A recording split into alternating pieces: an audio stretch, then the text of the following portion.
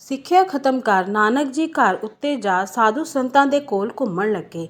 ਦਾਨੀ ਸੁਭਾਅ ਦੇ ਕਾਰਨ ਘਰ ਵੱਲੋਂ ਲਿਆਈ ਵਸਤੂਆਂ ਜ਼ਰੂਰਤਮੰਦ ਲੋਕਾਂ ਨੂੰ ਦੇ ਦਿੰਦੇ, ਜਿਸ ਵੱਲੋਂ ਪਿਤਾ ਕਾਲੂ ਜੀ ਨਾਨਕ ਜੀ ਉੱਤੇ ਕਦੇ-ਕਦੇ ਨਾਰਾਜ਼ ਹੁੰਦੇ।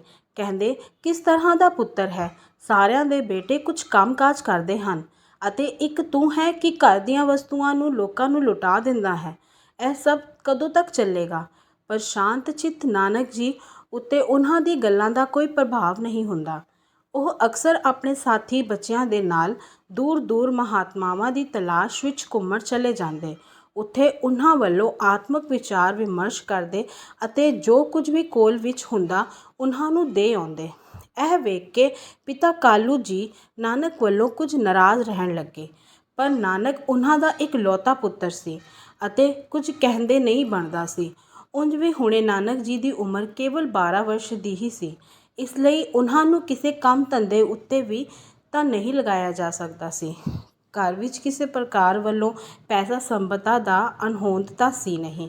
ਹਰ ਪ੍ਰਕਾਰ ਵੱਲੋਂ ਪਰਿਵਾਰ ਵਿੱਚ ਬਖਤਾਵਰ ਸੀ। ਪਰ ਇੱਕ ਦਿਨ ਨਾਨਕ ਜੀ ਨੇ ਘਰ ਵੱਲੋਂ ਲਿਆਏ ਚਾਂਦੀ ਦੇ ਲੋਟੇ ਨੂੰ ਇੱਕ ਸੰਨਿਆਸੀ ਨੂੰ ਦੇ ਦਿੱਤਾ। ਇਸ ਗੱਲ ਨੂੰ ਲੈ ਕੇ ਪਿਤਾ ਕਾਲੂ ਜੀ ਬਹੁਤ ਵਿਆਕੁਲ ਹੋਏ।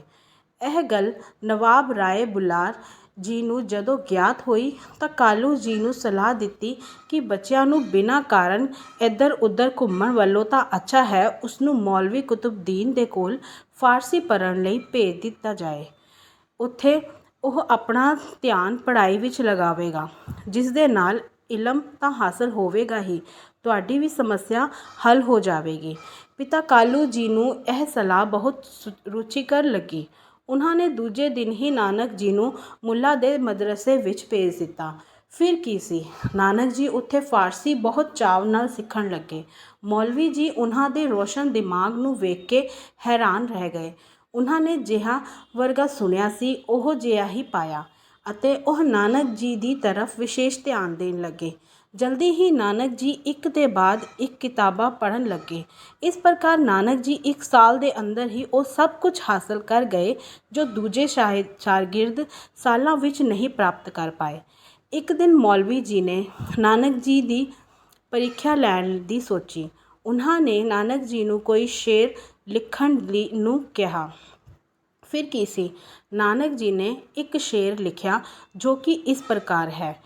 ਯਕ ਅਰਜ ਗੁਫਤਮ ਪੇਸ ਤੋ ਦਰ ਗੋਸ ਕੁਨ ਕਰਤਾਰ ਹੱਕਾ ਕਬੀਰ ਕਰੀਮ ਤੂੰ ਬੇਐਬ ਪਰਵਰਦਗਾਰ। ਰਾਗ ਤਿੰਗਲ ਅੰਗ 721। ਅਰਥ, ਹੇ ਮੇਰੇ ਸਾਹਿਬ, ਹੇ ਮੇਰੇ ਭਗਵਾਨ, ਤੁਹਾਡੇ ਅੱਗੇ ਮੇਰੀ ਇੱਕ ਅਰਦਾਸ ਹੈ। ਤੂੰ ਹੀ ਸਭ ਦਾ ਕਰਤਾ ਹੈ। ਮਾਨੁਖ ਐਬ ਦੀ ਖਾਨ ਹੈ, ਪਰ ਤੂੰ ਬੇਦਾਗ ਹੈ, ਬੇਅੰਤ ਹੈ, ਸਭ ਦਾ ਰਿਜ਼ਕ ਦਾਤਾ ਹੈ ਅਤੇ ਤੁਹਾਡੇ ਬਿਨਾਂ ਮੈਨੂੰ ਕੋਈ ਦੂਜਾ ਵਿਖਾਈ ਨਹੀਂ ਦਿੰਦਾ। ਇਹ ਸ਼ੇਰ ਸੁਣ ਕੇ ਮੌਲਵੀ ਜੀ ਹੈਰਾਨ ਰਹਿ ਗਏ। ਉਹਨਾਂ ਨੇ ਸੋਚਿਆ ਸ਼ਾਇਦ ਨਾਨਕ ਨੇ ਕਿਤੇ ਵੱਲੋਂ ਪੜ੍ਹ ਕੇ ਯਾਦ ਕਰ ਰੱਖਿਆ ਹੋਵੇਗਾ ਅਤੇ ਉਹਨਾਂ ਨੇ ਫਿਰ ਵੱਲੋਂ ਕਿਹਾ, ਨਾਨਕ ਕੋਈ ਹੋਰ ਸ਼ੇਰ ਸੁਣਾਓ। ਤਦ ਗੁਰੂ ਨਾਨਕ ਜੀ ਨੇ ਸ਼ੇਰ ਸੁਣਾਇਆ, ਜਿਸ ਦਾ ਮਤਲਬ ਸੀ, ਇਹ ਸੰਸਾਰ ਨਾਸ਼ਵਾਨ ਹੈ, ਇਸ ਲਈ ਮੈਂ ਦਿਲ ਦਾ ਹਾਲ ਕਿਸ ਵੱਲੋਂ ਕਹਾਂ। ਮੌਤ ਦੇ ਫਰਿਸ਼ਤੇ ਨੇ ਸਭ ਨੂੰ ਆਪਣੀ ਜਕੜ ਵਿੱਚ ਲਿਆ ਹੋਇਆ ਹੈ, ਪਤਾ ਨਹੀਂ ਉਹ ਕਦੋਂ ਕਿਸ ਨੂੰ ਚੁੱਕ ਕੇ ਲੈ ਜਾਵੇ। ਇਹ ਸ਼ੇਰ ਸੁਣ ਕੇ ਮੌਲਵੀ ਜੀ ਨਾਨਕ ਜੀ ਦੀ ਸ਼ਖਸੀਅਤ ਦੇ ਕਾਇਲ ਹੋ ਗਏ ਅਤੇ ਉਹ ਨਾਨਕ ਜੀ ਦਾ ਅਦਬ ਕਰਨ ਲੱਗੇ। ਉਸਨੇ ਪਿਤਾ ਕਾਲੂ ਜੀ ਨੂੰ ਸੱਦ ਕਰ ਕਿਹਾ, ਮੈਂ ਨਾਨਕ ਨੂੰ ਆਪਣਾ ਅਵਲ ਸ਼ਾਗਿਰਦ ਮੰਨਦਾ ਸੀ, ਲੇਕਿਨ ਇਹ ਤਾਂ ਮੇਰਾ ਵੀ ਉਸਤਾਦ ਹੈ, ਇਸ ਲਈ ਮੈਂ ਇਸ ਨੂੰ ਪੜ੍ਹਾਉਣ ਦੇ ਕਾਬਿਲ ਨਹੀਂ ਹਾਂ। ਮਹਿਤਾ ਕਾਲੂ ਜੀ ਅਸਲੀ ਚੀਜ਼ ਨੂੰ ਨਹੀਂ ਸਮਝ ਸਕੇ ਅਤੇ ਨਿਰਾਸ਼ ਹੋ ਕੇ ਨਾਨਕ ਜੀ ਨੂੰ ਉਹਨਾਂ ਘਰ ਉੱਤੇ ਹੀ ਰਹਿਣ ਨੂੰ ਕਿਹਾ। ਕੁਝ ਦਿਨ ਇਸ ਪ੍ਰਕਾਰ ਬਤੀਤ ਹੋ ਗਏ। ਹੁਣ ਨਾਨਕ ਜੀ ਘਰ ਉੱਤੇ ਹੀ ਰਹਿੰਦੇ, ਆਪਣੀ ਉਮਰ ਦੇ ਬੱਚਿਆਂ ਨਾਲ ਖੇਡਣ ਵੀ ਨਹੀਂ ਜਾਂਦੇ ਸਨ। ਬਸ ਹਰ ਸਮਾਂ ਸ਼ਾਂਤ ਅਤੇ ਚੁੱਪ ਰਹਿੰਦੇ। ਹੌਲੀ-ਹੌਲੀ ਉਹ ਉਦਾਸ ਰਹਿਣ ਲੱਗੇ।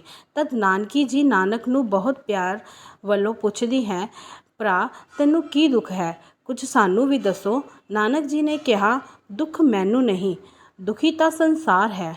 ਮੈਂ ਤਾਂ ਬਸ ਉਸਦੇ ਲਈ ਚਿੰਤਿਤ ਹਾਂ ਕਿ ਇਸ ਨੂੰ ਕਿਵੇਂ ਦੂਰ ਕੀਤਾ ਜਾਵੇ।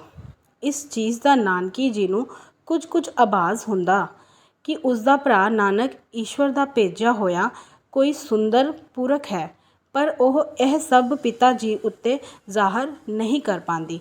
ਬਸ ਪਿਤਾ ਜੀ ਨੂੰ ਸਮਝਾਉਣ ਲਈ ਕਹਿ ਦਿੰਦੀ, ਪਿਤਾ ਜੀ, ਨਾਨਕ ਮਨ ਬਹਿਲਾਉਣ ਲਈ ਕਿਸੇ ਕੰਮ ਵਿੱਚ ਲਗਾ ਦਿਓ, ਸਭ ਕੁਝ ਠੀਕ ਹੋ ਜਾਵੇਗਾ। ਮਹਿਤਾ ਕਾਲੂ ਜੀ ਸੋਚਦੇ, ਗੱਲ ਠੀਕ ਹੈ, ਪਰ ਮੈਂ ਮੁੰਡੇ ਨੂੰ ਇਸ 13 ਸਾਲ ਦੀ ਉਮਰ ਵਿੱਚ ਕਿਸ ਕੰਮ ਵਿੱਚ ਲਗਾਵਾਂ। ਅਗਲੇ ਦਿਨ ਪਿਤਾ ਮਹਿਤਾ ਕਾਲੂ ਜੀ ਨੇ ਗੁਰੂ ਨਾਨਕ ਜੀ ਨੂੰ ਸੱਦ ਕੇ ਕਿਹਾ, ਤੂੰ ਅੱਜ ਵੱਲੋਂ ਆਪਣੇ ਮਵੇਸ਼ੀਆਂ ਨੂੰ ਹੀ ਚਰਾਗਾਹ ਵਿੱਚ ਲੈ ਜਾਇਆ ਕਰੇਗਾ। ਨਾਨਕ ਜੀ, ਪਿਤਾ ਜੀ ਤੁਸੀਂ ਜੋ ਆਗਿਆ ਦੇਵੋਗੇ ਮੈਂ ਉਹੀ ਕਰਾਂਗਾ। ਅਤੇ ਨਾਨਕ ਜੀ ਨੇ ਗਊਸ਼ਾਲਾ ਵਿੱਚੋਂ ਮਵੇਸ਼ੀਆਂ ਨੂੰ ਨਾਲ ਲਿਆ ਅਤੇ ਚਾਰਾਗਾਹ ਵਿੱਚ ਚਲੇ ਗਏ। ਵਾਹਿਗੁਰੂ ਜੀ ਕਾ ਖਾਲਸਾ, ਵਾਹਿਗੁਰੂ ਜੀ ਕੀ ਫਤਿਹ।